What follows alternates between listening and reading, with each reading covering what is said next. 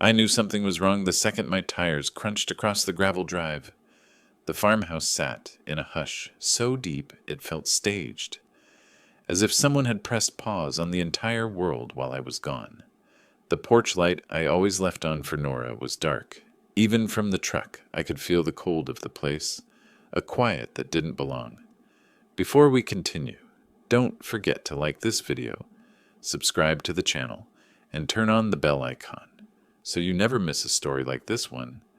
I killed the engine and listened. Nothing. No wind. No movement inside. Just the settling groan of old wood reacting to the cool Tennessee night.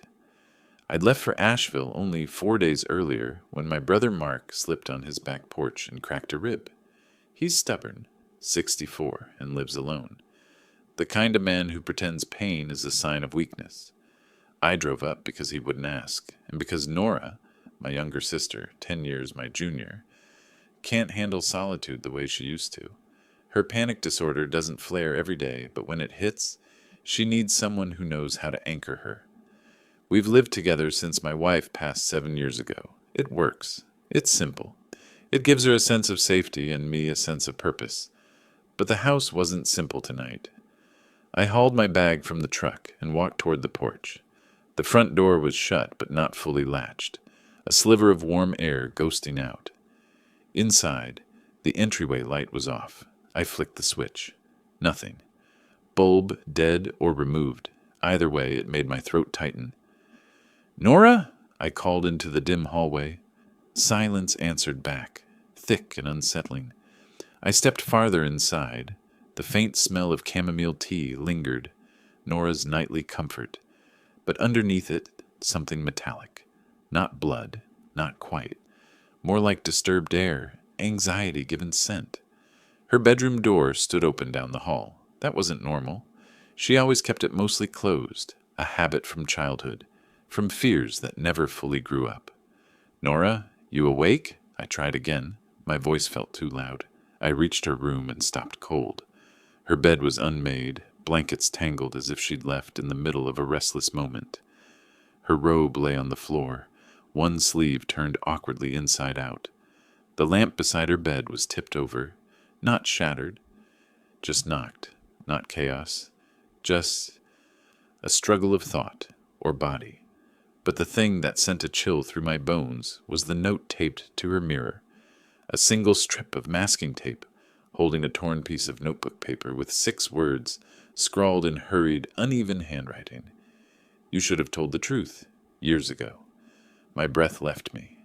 I read it once, twice, then again slower. The handwriting wasn't hers. Nora's letters were round, meticulous. This writing was sharp, slanted, written by someone in a rush, or someone angry. I touched the paper with 2 fingers, as gently as if it were an exposed nerve. My heartbeat thudded, in the quiet like a fist knocking on the inside of my ribs. Who wrote this? What truth? And where the hell was she? I stepped back and scanned the room again, searching for anything. Shoes missing, her phone, her purse. Everything was scattered in ways that didn't feel natural. The drawer with her medication was half open, one bottle on its side. She never would have left it like that, and she never left without texting me. Even when she walked to the mailbox, I checked the closet. Empty. Bathroom. Empty. Kitchen. Still warm from the afternoon sun, but untouched. Then I noticed something small near the back door. A smudge. A faint one. As if someone brushed their fingers across the wooden frame. I leaned closer. It wasn't dirt. It wasn't paint. It looked like soil. The kind from the back field where the ground stays damp no matter how long the sun sits on it. My chest tightened. The back field. The old storage shed. Dad's place. His domain. The one spot Nora avoided like a superstition. Why would she go there? Or more accurately, who took her there? I unlocked the back door and stepped into the cool night. A faint breeze carried the smell of wet leaves and the distant hum of crickets. I scanned the yard with a flashlight. Halfway between the porch and the tree line, something pale caught the beam. I walked toward it slowly. It was one of her shoes, her left sneaker, untied, damp, abandoned. Nora never left shoes outside. I crouched and picked it up, the rubber sole cool against my palm. That was the moment fear fully settled into me, a deep ancestral fear that something had invaded our quiet life, cracked it wide open, and taken the one person who depended on me the most. My voice wavered as I whispered into the dark, "Nora, what happened here?" The night didn't answer, but I knew with a certainty that felt like a fist closing around my heart that whatever this was had roots deeper than a simple disappearance, something old, something intentional, something that wasn't finished with us. The farmhouse felt smaller in daylight, like a shell that had lost its animal heat. I went from room to room, methodical because panic makes hands fumble and I needed my hands to keep steady. Light spilled through the kitchen window and painted the countertops the color of cheap cream. I ran a finger along the edge of the table, tracing the faint ring where Nora always left her tea. There were crumbs in the sink, a dish out of place, signs that she'd been here, moving between the ordinary things that make a house a home. But around those small domestic markers, there were jagged absences, like someone had plucked a thread from a sweater and left the gap gaping. I found her phone on the counter. Screen cracked at a corner, but it still lit at my thumbprint. No outgoing messages, no missed alerts. The last call logged was to me, 2 days ago. I hadn't missed it because I'd been in Asheville. I hadn't called her back because Mark needed help getting up the stairs. I told myself that logic, like a talisman, but the talisman felt thin. There were traces that raised my hackles. The bottom drawer of Dad's old writing desk was pulled halfway out, papers askew. My fingers brushed an envelope tucked behind a stack of yellowed invoices. Inside, a photocopy of a deed and a note in my father's hand. Dad's handwriting has always been steady, calm, the sort that belongs to men used to certainties. The note read, simply, "Keep this. Do not speak of it." Underneath the photocopy was a folded map of our property, with lines inked over parts I had thought belonged to us alone. A crooked scribble in the margin read, "Boundary unclear. Ask Caleb." My skin crawled. Caleb Brooks had been my neighbor since I could remember, a man who wore grudges the way others wore coats. The Brooks and Carters had history. Hard words exchanged at auctions, a dog shot by accident blamed on a Carter cousin, but nothing that ever felt like violence, until now. I drove into town with the photocopy and the note in my pocket, seeking the sheriff's office more to be seen doing something than because I trusted paperwork to save my sister. Sheriff Cole was a patient man with a voice like gravel, softened by tea. He listened, asked the standard questions, then told me they would file a missing person report. They would drive the perimeter, check local shelters, call hospitals. He said all the things officers say to make you feel that a system is waking up. "You sure she didn't leave on her own?" "Sometimes folks do that. Pack up and go," Cole said, not unkindly. "She wouldn't leave without telling me," I said. She's not built for that. She needs routine." My voice folded on the last word. Cole left, promising to call. I stood on the courthouse steps after he'd gone, the photocopy crumpled in my hand, and watched people move through their small tragedies. Kids waiting for buses, dogs pulling on leashes, a woman arguing silently with a cell phone. Life was indifferent to the cracks forming under my feet. Back at the house, I took inventory. The window lock on Nora's bedroom had been forced, splinters under the latch that hadn't been there the week before. A smear of something dark on the windowsill. I thought at first it was mud, then realized it was dried plant resin from the trees, pressed there by fingers. I collected these things and bagged them because instinct told me evidence matters, even if the body is absent and the evidence is only small. I found a receipt in the trash from a convenience store 30 miles away, dated 2 days ago. The items, a pair of latex gloves, a large black garbage bag, and a pack of hand warmers. I almost laughed at the grotesque normalcy of it. Who buys hand warmers and latex gloves and thinks nothing of it? My neighbors told me they'd seen a car idling by the tree line the evening before. A heat Atzig, dark sedan with no bumper. Caleb's son, I was told by a kid at the feed store, had been seen arguing with a man in a green coat the previous week. Green coat. The word lodged in my mind like a splinter. By noon, doubt was no longer a colorless fog. It had become a map with lines I could follow. Whoever had taken Nora hadn't been careless. They'd covered their tracks, left notes to confuse, pulled at threads of our history until old grievances unraveled into new harms. The more I learned, the less I liked the direction those threads pointed. I sat on the back steps until the sun began to lower, thinking of my sister's laugh, how it would wrap around a room like a promise, and of the note on her mirror. You should have told the truth years ago. The phrase kept pacing around my head like a dog waiting to be let in. What truth? Who had the patience to wait years for something to break? I decided I would learn. Not because I trusted the law to hurry, nor because I believed neighbors to be saints. I would do what I had to do. I would pull every thread. Because Nora was my sister, and she was in a place that did not belong to her, and that was a debt I would not ignore.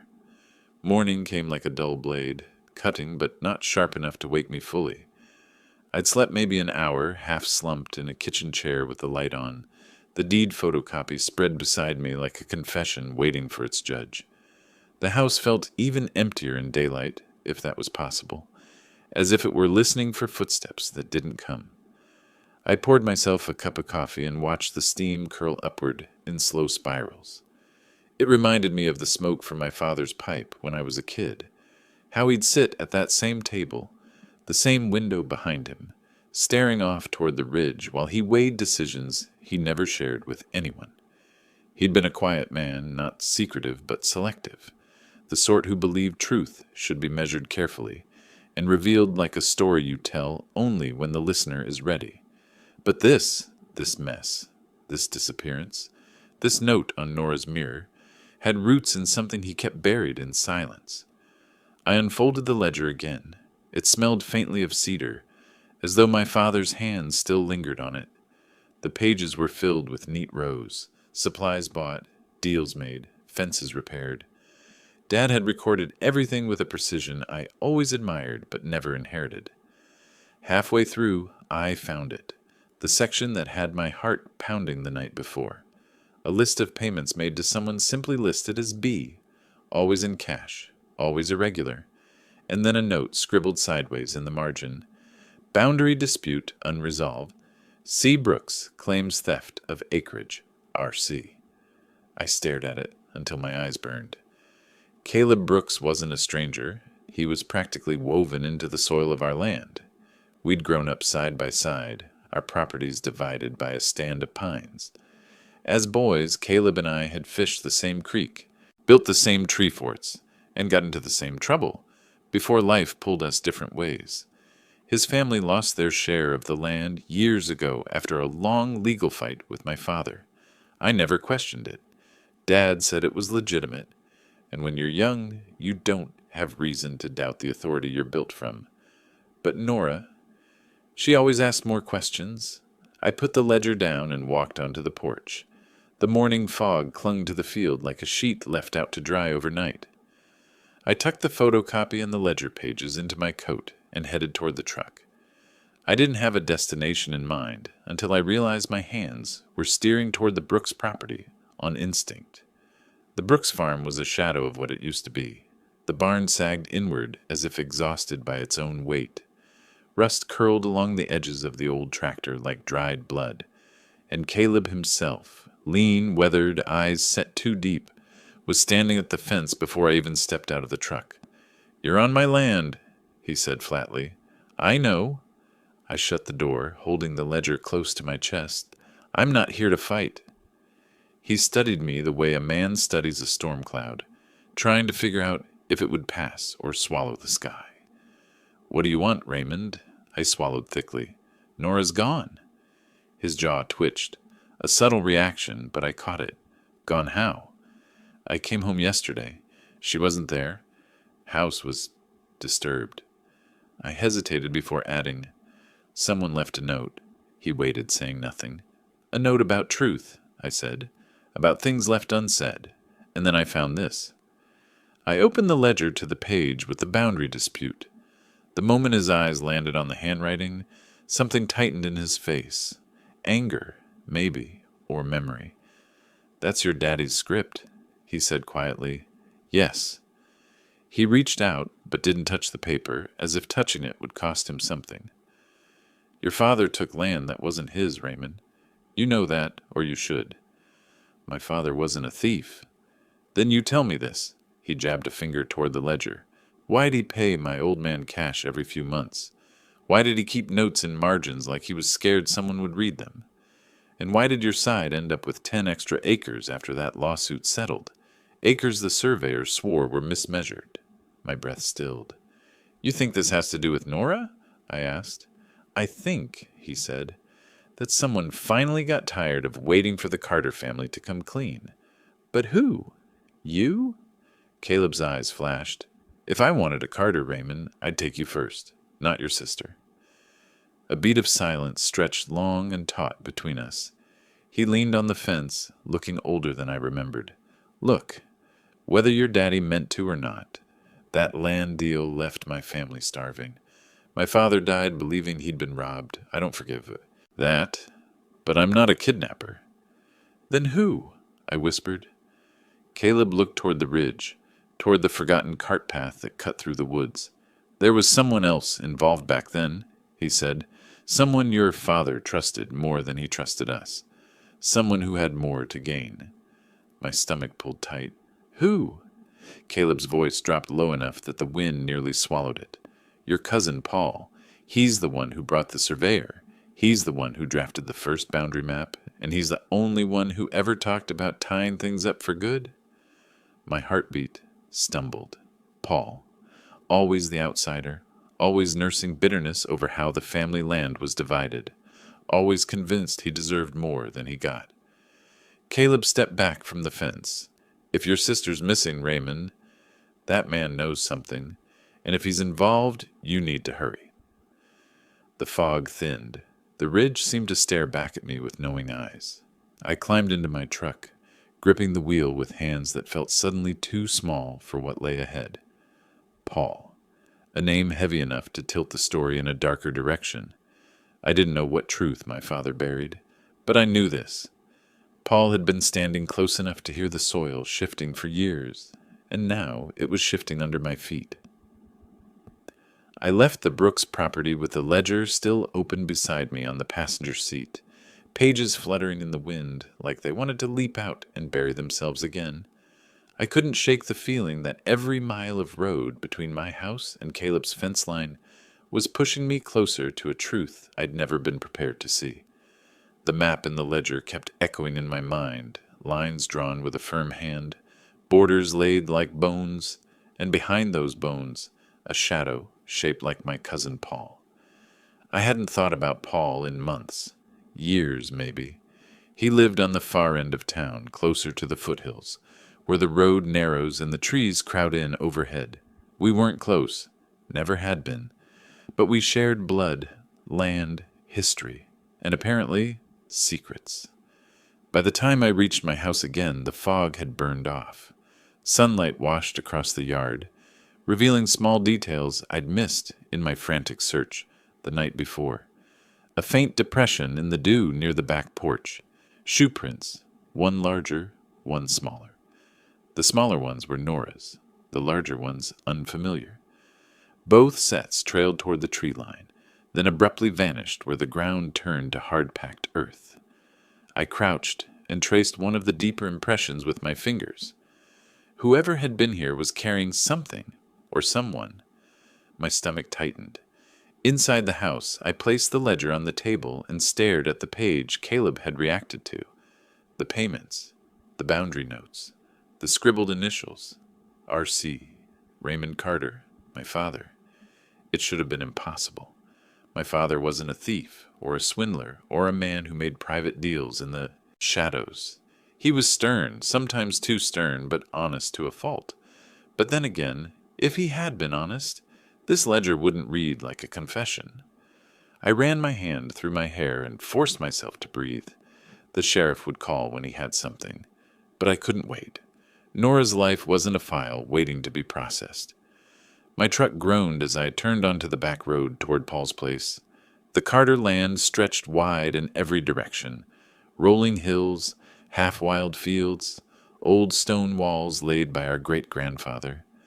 I'd spent childhood summers running these hills with Paul, Nora trailing behind us with her hair in ribbons, always trying to keep up.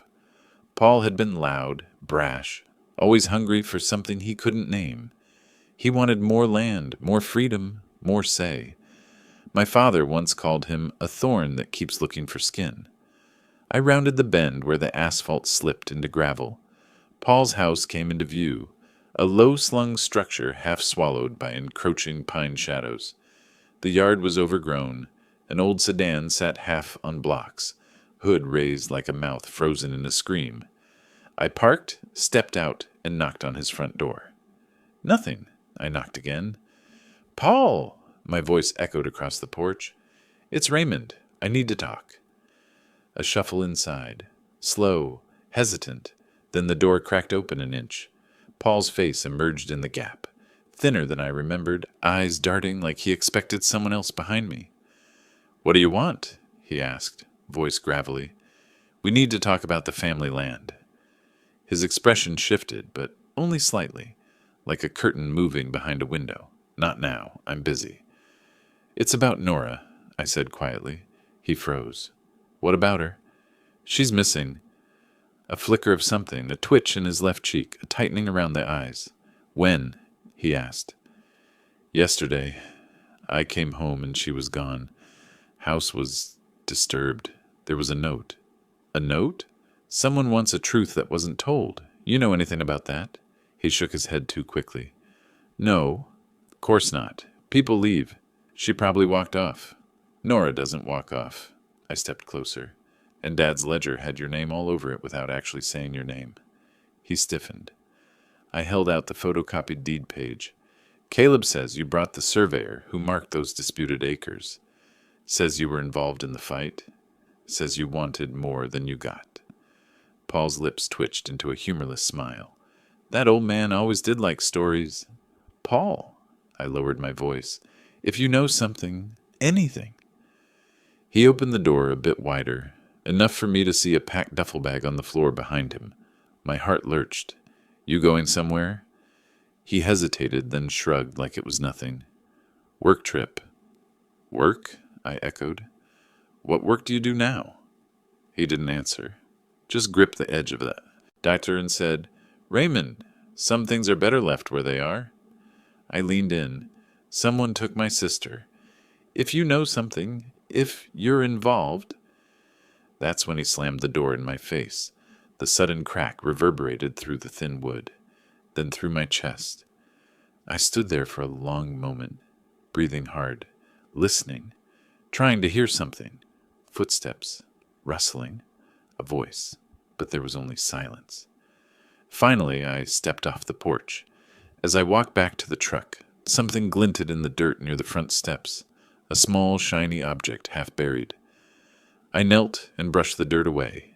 A bottle cap, not unusual, except this one was from Nora's favorite ginger soda, the brand no one else in the family drank. A chill crawled up my spine. She had been here. Recently. My cousin had lied to my face, and whatever he was hiding behind that slammed door, I knew it was tied to the truth my father had buried, and the danger Nora was now in. The road to the old quarry was one I hadn't driven in years, not since my 20s, when the place was still open and the roar of machinery echoed across the valley like thunder caught in a steel drum. Now it was a scar in the earth, long abandoned, a place the county pretended didn't exist because fixing it would cost more than pretending. Solved. I didn't choose to go there. The quarry pulled me in the way a memory pulls at the edge of a dream, familiar but wrong, almost calling in a voice you think you recognize. After leaving Paul's property, I drove aimlessly for a while, trying to make sense of the lies, the slammed door, the duffel bag, and, most of all, the glint of Nora's bottle cap half buried in the dirt. That little metal circle weighed more in my pocket than any truth I'd held so far. But it was the ledger that put me on the quarry road. Not the words this time, but a memory buried in the ink. Somewhere near the back, in my father's final entries, there had been a notation so small I almost overlooked it. CB meeting, Old Pit, bring map. CB, Caleb Brooks, or Carter Brooks, the name surveyors once used when marking joint property lines. Old Pit, the quarry, the place where the land had been measured and fought over and mismeasured and argued into 2 generations of anger. The pit where everything started. The cold realization hit. Whoever took Nora didn't just want land. They wanted history. They wanted a confession, a reckoning, something tied to the dirt and stone of that place. I turned down the gravel road without even thinking. The trees thickened, their branches arching overhead like interlocked fingers. Light thinned, wind died, and the farther I drove, the more the air took on that old miner's smell. Iron, damp earth, the ghost of machinery, long gone. When I reached the clearing, I killed the engine and stepped out. Silence. The kind of silence that makes every sound you create feel like an intrusion. The quarry yawned before me, a bowl of jagged rock and shadow. Pools of rainwater had collected at the bottom, reflecting the sky in broken patches. The rusted remains of a conveyor belt lay twisted like a dead snake. A chain-link fence, half collapsed, surrounded the entrance. I walked toward it, boots crunching gravel. At first I saw nothing unusual, just wreckage, weeds, signs of age. But then I noticed a trail in the dust, a fresh imprint, not a shoe, a drag mark, long, uneven, as though someone had pulled something heavy, or someone resisting. My throat tightened. "Nora?" I called out, though I knew she wouldn't answer. I followed the drag marks around a pile of old cinder blocks. They led toward an outcropping near the back, an area once used for equipment storage. My flashlight caught movement. Not movement, really, but a flutter of something cloth-like on the ground. I knelt, a corner of fabric, soft, light blue, patterned with tiny white flowers. Nora's favorite scarf. I lifted it slowly, as if afraid it would vanish if I moved too quickly. It smelled faintly like her lavender soap, and, beneath that, something metallic and cold. My chest constricted. Someone had brought her here. Someone who knew this place. Someone who wanted distance from town, from witnesses, from the familiar. My flashlight beam swept the area. That's when I saw them. Small circles carved into the rock wall. Symbols. Lines intersecting like a crude compass. They weren't new. Some had moss growing inside the grooves. I stepped closer, my breath fogged in the cool air. The symbols matched the markings in Dad's ledger, the ones drawn beside the boundary maps, the ones he'd never explained. At the time, I thought they were survey symbols. But here, in this place, carved into stone, they felt like warnings, or claims, or reminders of a bargain struck long before I understood what land meant to grown men. Footsteps crunched behind me. I spun, hand tightening around the flashlight like a weapon, but no one was there. Only the shifting wind rattling the broken fence. Still, I wasn't alone. I could feel it. The quarry held memory like lungs hold air. It breathed with history, with conflict, with secrets. And in the middle of it all, another detail surfaced from somewhere deep in my childhood. The sound of Dad and Paul arguing near this very pit. I didn't remember the words, only the tone. Sharp, final. A tone that suggested something had broken beyond repair. Something that maybe never healed. I pocketed the scarf and followed the drag marks deeper, toward a set of old storage sheds near the back wall. Their doors were locked, rusted, chained shut decades ago. But one chain was newer, cleaner, recently handled. Someone had been here, not long ago. I pressed my ear to the nearest shed. No sound, no breathing, no movement. Still, the presence lingered. Then I saw something that chilled me to the bone, scratched faintly. Into the metal door, barely a whisper of a mark, were 3 words in a shaky hand. Raymond, find me. My breath caught. The handwriting was unmistakable. Nora. Not a cry for help, not a scream. A plea directed at me. I staggered back, everything inside me turning cold and electric. Whoever had her didn't just want silence. They wanted me involved. They wanted me to follow, to chase, to discover, and the quarry was only step 1. The symbols, the scarf, the message, all breadcrumbs on a trail whose end I couldn't yet see. But I knew one thing with absolute clarity. Paul wasn't done. The truth my father hid wasn't done, and Nora was running out of time. I left the quarry with Nora's scarf locked in my fist. Its soft fabric twisted tight enough to ache. The drive back felt longer than it should have, each mile stretching like a question with no answer. The woods pressed close on both sides of the road, as if listening, as if waiting.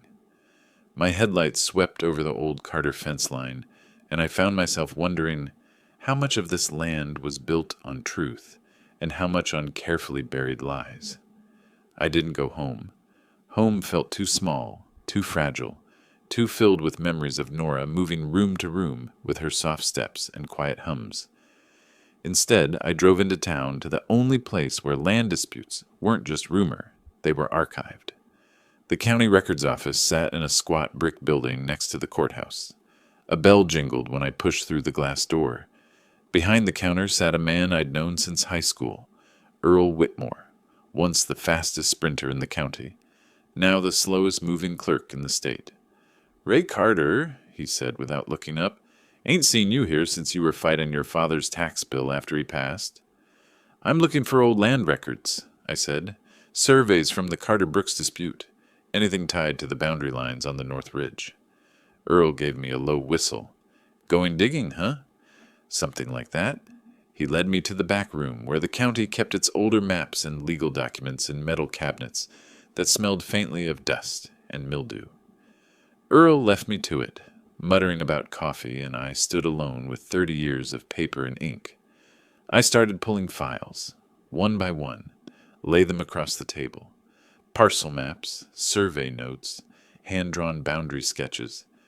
Most were familiar, documents I'd seen growing up, listening to my father explain the history of our land, like he was telling the story of our bloodline. Then I found the folder. It wasn't labeled with a number, just a name. Philip Carter. Private agreement. My father's name. Inside were 3 documents. A notarized agreement between my father and Caleb's father, dated 1983. Not a land transfer, not a settlement, a promise. A survey map marked with 2 signatures. One was my father's. The other wasn't Caleb's father. It was Paul's. Letter written in my father's hand, never sent. I unfolded the letter, slowly. To whom it may concern, the boundary was never meant to cut anyone out. It was drawn to honor the years of shared labor on both sides. But the truth is complicated, and those who were supposed to protect this family's future have twisted it. If anything ever happens, look to the one who insisted on finalizing what should have never been altered. R.C. My hands trembled. The signature leapt out at me. R.C. Dad. But it was the middle line that hit hardest, the one who insisted on finalizing what should have never been altered. Paul. It had to be Paul. He was the only one obsessed with finalizing anything, always talking about the Carter legacy like it was a trophy someone kept hiding from him. I stared at the survey map. The boundary my father fought for, the one that cost the Brooks family so much, wasn't drawn by Dad. It was drawn by Paul. Dad had signed it, but maybe under pressure, maybe under a lie, maybe under a threat. And that handshake agreement between Caleb's father and mine, the one meant to fix things, keep peace, was never honored. Not because Dad broke his word, but because someone else interfered, someone eager for more. My phone buzzed in my pocket. Sheriff Cole. "You on your way home?" he asked. "No." My voice was raw. "I'm at the records office." "Well, keep your engine warm. I just came from talking with Caleb Brooks. He said you visited him this morning. I did. He's afraid Paul's stirring trouble again, Cole said. Said he saw him near the old quarry yesterday evening. My grip on the phone tightened. I found Nora's scarf there. A pause, a heavy exhale. Raymond, listen carefully. We've put out a bolo on Paul's truck. But there's something you should know. Paul's got a restraining order filed against him from 2 years ago. Not criminal, but it's concerning. Who filed it? Your sister? The world narrowed. The edges of the room went soft. What? She never told you? She filed after an incident on your property. Said Paul was trespassing, shouting about what was owed to him and demanding she make you face the truth. We didn't have enough for charges, but she was scared. I had to sit. Nora never said a word, I whispered. She didn't want to worry you, Cole said. Told us you had enough on your plate after your wife passed. I closed my eyes, guilt striking hard. So you think Paul has her? I asked. I think he's desperate, the sheriff said, and desperate men get dangerous. I hung up without speaking. My father's letter stared back up at me from the table. Nora's silence, Paul's duffel bag, the quarry symbols, everything aligned in a way that tasted like dread. Paul didn't just want land. He wanted vindication. He wanted confession. He wanted to rewrite the story our family told for decades. And to do that, he took the one person he knew I'd chase without hesitation. My sister. My last remaining piece of family that wasn't stained by old secrets. I folded the documents carefully and tucked them into my coat. When I stepped outside, the afternoon sunlight had dimmed behind rolling storm clouds. Something in the air shifted, not the wind, not the sky. Me. And I knew, with a certainty that chilled me deeper than any quarry pit, that Paul wasn't hiding anymore. He was waiting, and the next move would be mine. Storm clouds pressed low against the hills as I drove home, the road shimmering under the first thin threads of rain. I kept one hand on the wheel and the other clenched around my father's letter, the paper gone soft at the edges from how tightly I'd been holding it. Every mile between the records office and the farm felt heavier, as if the land itself knew the truth was finally clawing its way out. The rain began in earnest as I pulled into the driveway. The house looked smaller than ever, its edges blurred by sheets of falling water. I stepped inside, flicked on the entry light, and felt the familiar ache in my chest when I saw her empty slippers by the doorway. Nora always left them there, soft blue things worn from pacing. I placed the documents on the kitchen table and forced myself to breathe. I needed clarity, a plan, something more than fear and scattered clues. I opened her phone again, though I'd gone through it twice already. I tapped through her messages, her notes, her call history. Nothing. It felt like scrolling through a ghost. But then I noticed one app I hadn't opened, her voice memo recorder. Nora used it sometimes on bad days, leaving herself reminders when her anxiety made writing difficult. There was a single unsaved recording, time-stamped 3 days ago. My pulse spiked. I hit play. Static crackled through the speaker, then her voice, thin, shaking. Ray, I don't know how to tell you this. I didn't want you to worry, but Paul came by again. He said things I don't understand. He said Dad lied, that everything we have is stolen, that the land is wrong and the past is wrong and we have to fix it before it ruins us. My breath caught. I gripped the counter. I told him to leave. I told him I don't know anything about boundaries or maps or whatever he kept shouting about. But he said I was lying. He said I knew more than I pretended to. Nora's voice broke on the last word. He told me he overheard something at the courthouse years ago, something about a deal Dad made. He said Caleb wasn't the one who got cheated. It was him, that Dad promised him something, promised him land, and that it was taken away. Thunder rattled the windows, static again, then, I don't know what to do. I don't want you caught in this, Ray. You've carried enough, but I think Paul is planning something. He kept saying the truth is owed, that if I won't tell it, he'll make me. The recording shook, like she'd moved the phone or her hands were trembling. If something happens, don't blame Caleb. He's angry, but not that way. This isn't his fight. It's Paul's. He said he's been waiting for this, waiting for the land to come back to the right hands. A breath, a tiny, desperate sound. I'm scared. I don't know what Dad did or didn't do, but I know Paul believes it. And when Paul believes something, he doesn't let go. The recording ended. I set the phone down slowly, afraid the slightest movement might shatter whatever calm I had left. 3 days ago, she knew. She tried to warn me. And Paul, whatever he'd been planning, was already in motion. The room felt too quiet, the air too still. I pressed the heels of my hands into my eyes, forcing myself to think. Paul believed Dad owed him land. Paul believed the map was altered. Paul believed Nora had answers she didn't have, and he believed I was the final piece. The phone buzzed suddenly, slicing through the silence. Sheriff Cole. "You need to come to the station," he said, voice tight. "We got something." "What sort of something?" "We pulled security footage from a gas station off Highway 12. Paul's truck came through yesterday afternoon. Passenger seat was hidden with a tarp." My heartbeat hammered. "Do you think Nora—" "We don't know, but that's not all." One of the attendants saw Paul arguing with someone. "Who?" "A man in a green coat. The same green coat the kid at the feed store saw. The same green coat that had become a ghost, circling every edge of this mystery." "Raymond," Cole continued. "We ran a license plate check. That man in the coat. He's Caleb's nephew." Caleb's nephew. Not Caleb himself. Someone younger. Someone angrier. Someone still carrying the grudge of a lost inheritance like a torch.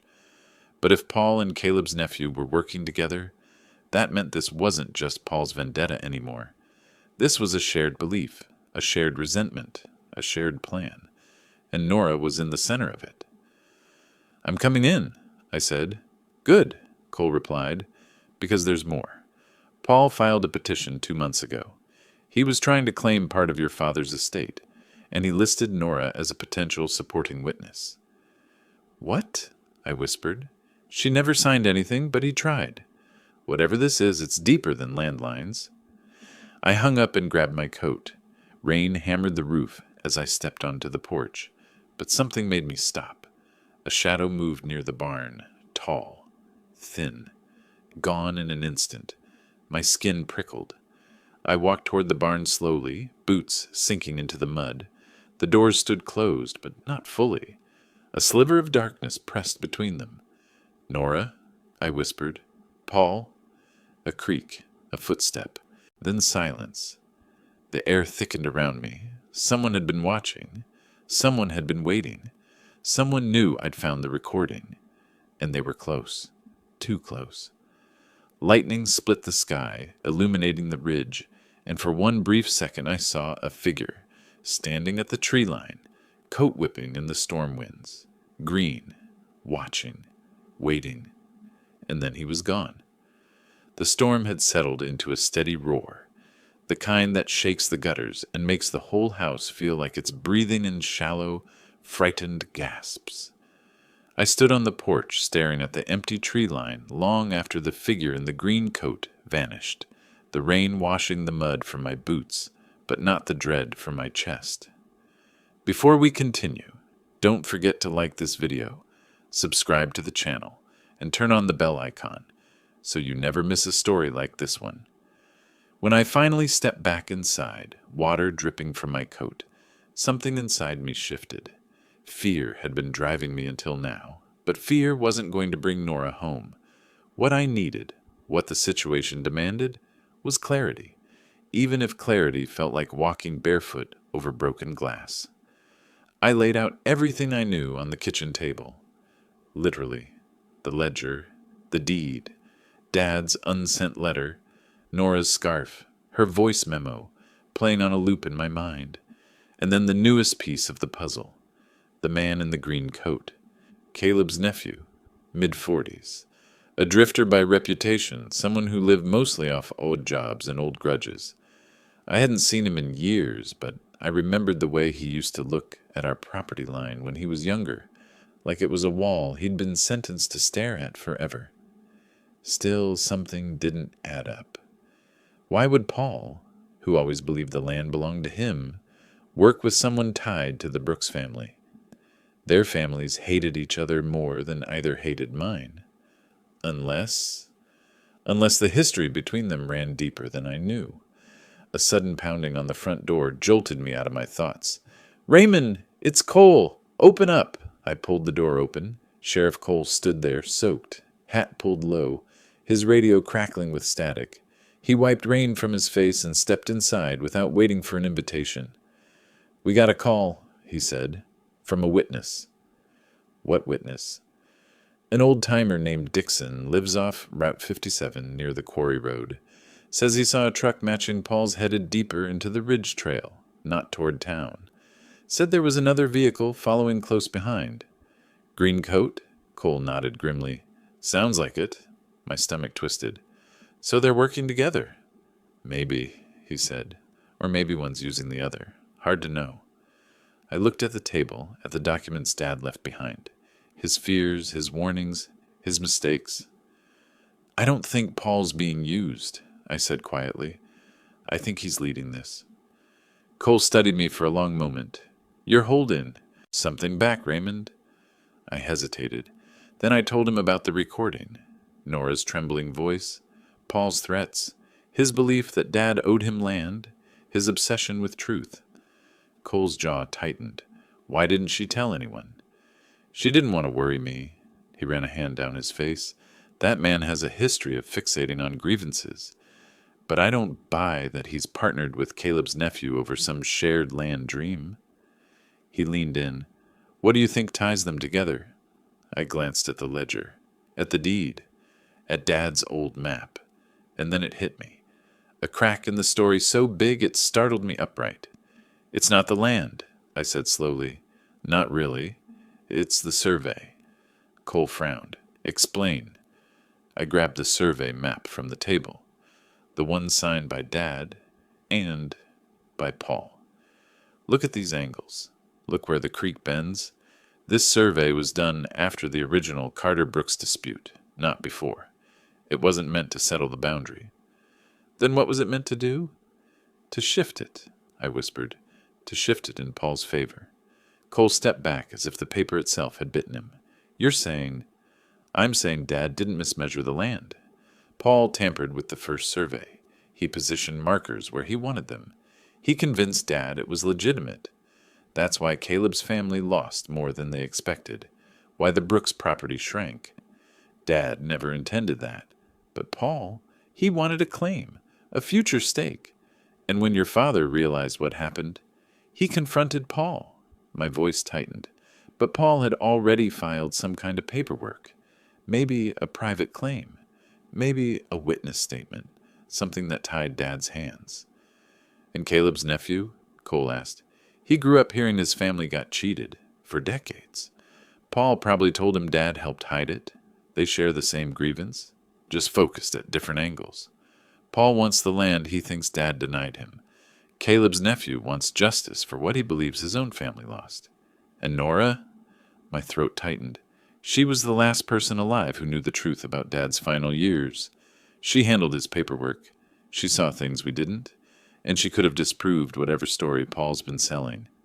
"So he took her," Cole said, "to force a confession." Lightning cracked outside. A long rumble followed. Cole stepped toward the door. "We need to leave now. I'm calling for units to sweep the ridge trail." But something in my gut pulled me toward the ledger again. Dad's last note. 3 words. Should have never been altered. He wasn't talking about the land. He was talking about the story, about the truth. And then, like a nail hammered straight into my skull, it occurred to me. There was one person besides Dad and Paul who had access to the original maps. Someone who worked as a junior land assessor before he quit. Someone who used to spend summers trailing behind my father. Someone who grew up feeling overlooked by both sides of the family. Caleb's nephew. A cold heaviness settled over me. "This isn't Paul's plan," I said slowly. "He's part of it, but not leading it." Cole froze. "Then who is?" "The man in the green coat," I whispered. He's the one who knew the survey numbers. He's the one who would have recognized the forged markings. He's the one with the longest grievance. And Paul? Cole pressed. He's being fed a story. Manipulated. Used. My voice shook. But the one pulling the strings. The one who wants the land corrected. The truth exposed. The history rewritten. I swallowed hard. Is Caleb's nephew. By the time Sheriff Cole and I reached the ridge trail, the storm had passed, leaving the woods slick and shining under a bruised evening sky. The air smelled of wet pine and churned mud, freshly disturbed, freshly used. I stepped out of the truck and scanned the narrow path winding between the trees. There were tire tracks, shallow but recent, cutting through the soft ground. A pair of footprints overlapped them, heavy, staggered, not Paul's. Someone with a longer stride, someone moving with purpose. Cole raised his flashlight, its beam slicing through the dimming light. Units are 10 minutes out, he said, but we can't wait. If Nora's up here, she's not up here, I interrupted quietly. She's farther in.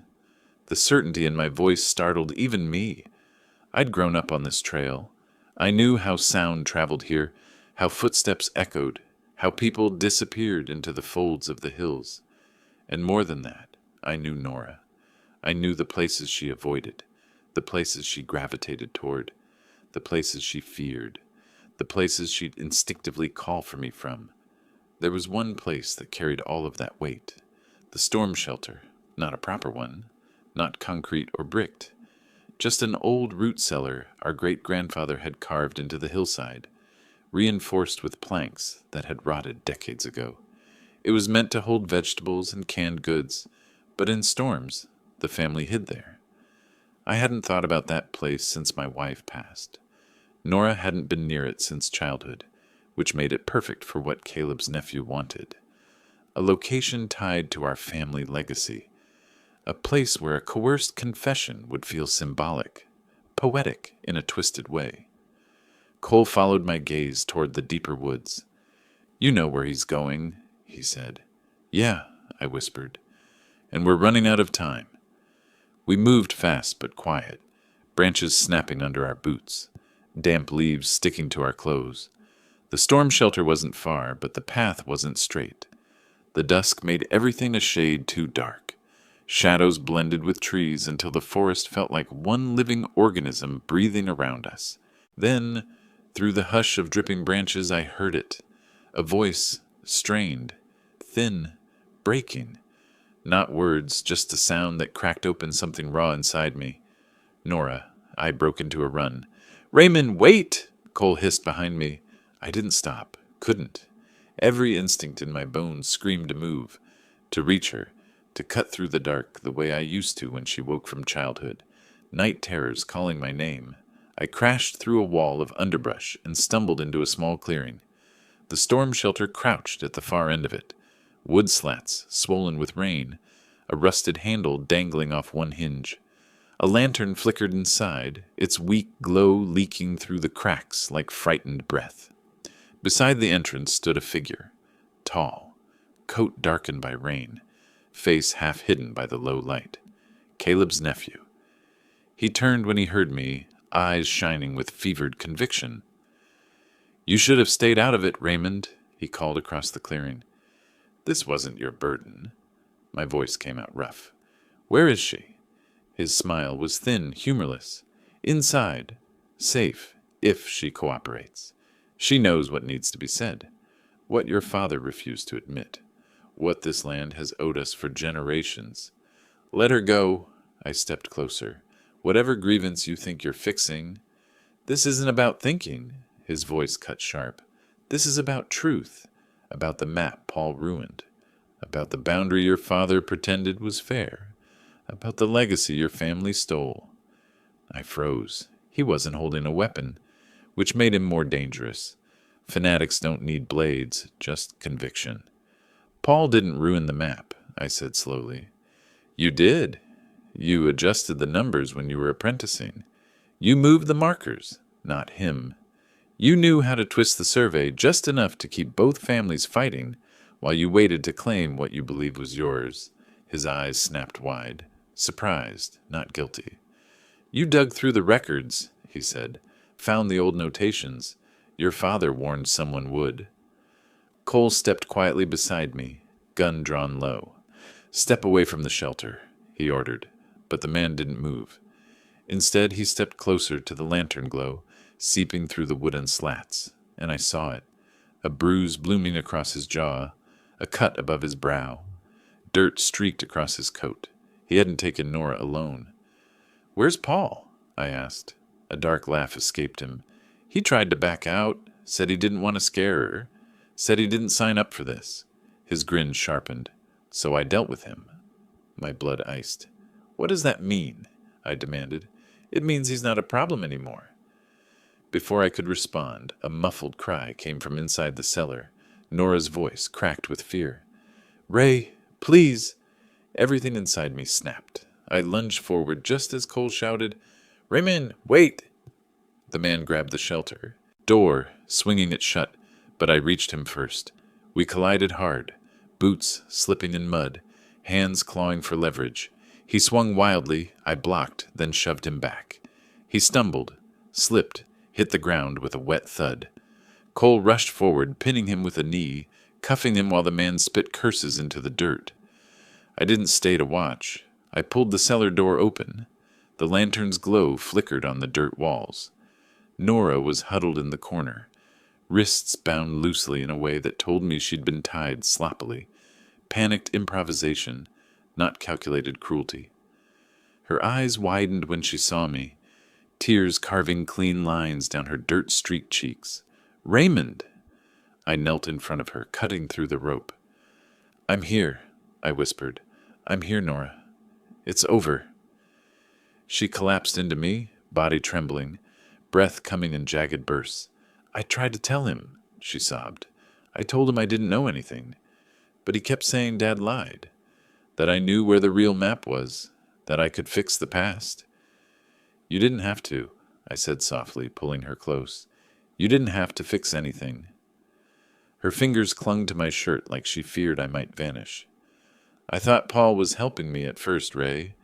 I thought he just wanted to talk. But then he brought me here and he left. He left me with that man." I swallowed hard. "Where did Paul go?" She shook her head violently. "He ran. He said this wasn't what he wanted. He said he didn't sign up for revenge." Cole appeared at the cellar entrance. "Ambulance is on its way," he said gently. "We got her, Raymond. She's safe now." Safe. The word felt fragile, precious, almost unfamiliar after the last 2 days. I helped Nora climb out of the shelter. The air smelled of wet earth and pine needles and relief so sharp it burned. But as Cole led the arrested man toward the road, something in me knew this wasn't the end. Paul had run, and a man who runs under the weight of guilt doesn't disappear. He circles back. For the first time in 2 days, the morning didn't feel like a threat. The storm had scrubbed the air clean, leaving the hills bright and washed in pale gold. I stood on the porch with a blanket around my shoulders, listening to the faint rustle of leaves and the murmur of voices inside. Nora's voice, soft, uncertain, but alive. Sheriff Cole had stayed half the night filing reports, arranging medical evaluations, talking to deputies. The ambulance had taken Nora to the hospital for observation. She'd insisted I stay nearby, and I did, sitting by her bed until she fell asleep. Her hand clutched around mine like a child, afraid of losing her tether to the world. She was home now, but fragile. Her panic attacks came in quiet waves. No sobbing, no shouting, just the stillness of someone waiting for the world to steady. I'd brewed her tea and convinced her to rest. But rest was a word stretched, thin for both of us. As I stepped back inside, she was sitting at the kitchen table, her hands wrapped around the mug as though drawing warmth from it. The morning light softened her face, made the bruises under her eyes appear gentler, though nothing about what she'd been through was gentle. "Ray," she whispered, "is he gone?" "Caleb's nephew is in custody," I said quietly. "He won't be coming near you again." And Paul? Her eyes flickered, a tremble in her voice. You said he ran? I hesitated. Sheriff Cole hadn't found him. Deputies were searching the foothills and checking every county road. But Paul knew this land. He could melt into its folds the way a shadow melts behind a tree. He's not here, I told her. He won't hurt you. That was true, at least. Paul wasn't violent, not in the way the man in the green coat was. His threat had always been subtler. Obsession, resentment, the kind of emotional hunger that can twist a man into believing old stories are debts that must be collected. I sat beside her. Nora, you did everything right. You were brave. She stared down at her tea. I wasn't brave. I was scared every second. Her lips pressed together. I heard him talking to himself when he thought I was asleep. About maps. About fairness. About Dad. As if Dad owed him his entire life. He believed a lie, I said. She shook her head slowly. No. He believed what he wanted to believe. That's worse. After breakfast, Cole stopped by again. Mud streaked his boots, his hair still damp from searching the backwoods. We'll get Paul, he said. He's on foot, and he's rattled. Someone like him won't get far. I nodded, but my mind kept circling the quarry, the cellar, the ledger. He didn't plan to hurt her, I said. He wanted her to support whatever claim he thought he had. Cole sighed. Intent doesn't erase consequence. Then he added more gently, You should prepare for the long haul, Raymond. This doesn't end with an arrest. Your family. This land. They've been carrying ghosts for decades. After he left, I took a walk down the back field. The air was cool, the grass wet from last night's storm. I moved slowly, watching the shadows between the trees, listening for any signs of movement. They found Paul's abandoned duffel an hour after sunrise, torn open, empty. He'd stripped it of anything useful. He was out there somewhere, wounded pride steering him the way a compass steers a traveler who doesn't know how to read maps. At the edge of the field, I stopped at the stone wall my great-grandfather built by hand. The rocks were weathered, moss creeping over them like soft green fingers. I remembered helping Dad repair part of it when I was 14. He'd said every stone was a promise the land made to the family. As a boy, that had felt comforting. As a man, it felt heavy. I sat on one of the larger stones and opened Dad's letter again. The ink was faded, but the words still held their shape. If anything ever happens, look to the one who insisted on finalizing what should have never been altered. Nora came down the path quietly, wrapping her sweater tighter around her shoulders. Thought you might be here, she said. This is where Dad made me learn the survey lines, I said. He'd stand right where you're standing, said the land was an inheritance. She sat beside me. Sometimes inheritances feel like curses. I let the silence settle between us, soft as dust. Nora, I said finally, I'm going to meet with Caleb. I'm going to clear this up. Her eyebrows lifted and, Are you sure? Yes. The truth was, I needed to. My father's intentions had been honorable, but intentions don't heal wounds. And whether the Brooks family had been wrong by Paul, or by misunderstanding, or by years of unspoken bitterness, it didn't matter. Something had to be put to rest. I visited Caleb that evening. He sat on his porch with a mug of coffee, watching the ridge as if expecting someone to appear over it. You found her? He said when he saw me. Good. She's home. Safe.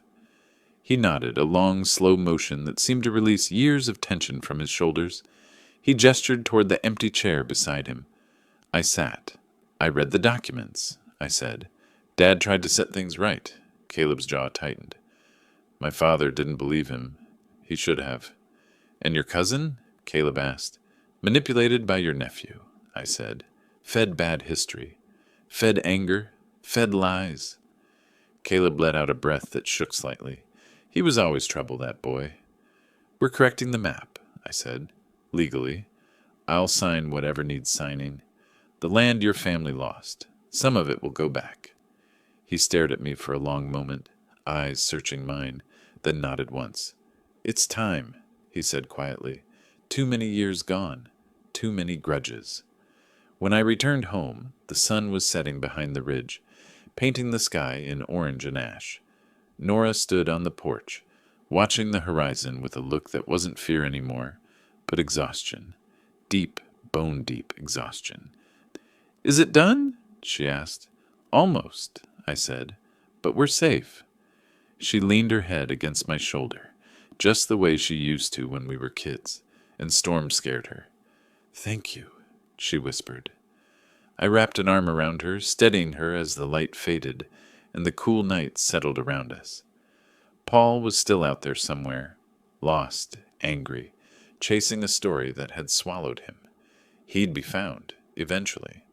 But long before that, we had started repairing what could be repaired, letting go of what couldn't, and reclaiming the parts of our lives not shaped by old wounds. Justice isn't neat, it isn't quick, and it doesn't undo damage, but sometimes it rebuilds. And on that porch, with Nora safe beside me, I decided rebuilding was enough.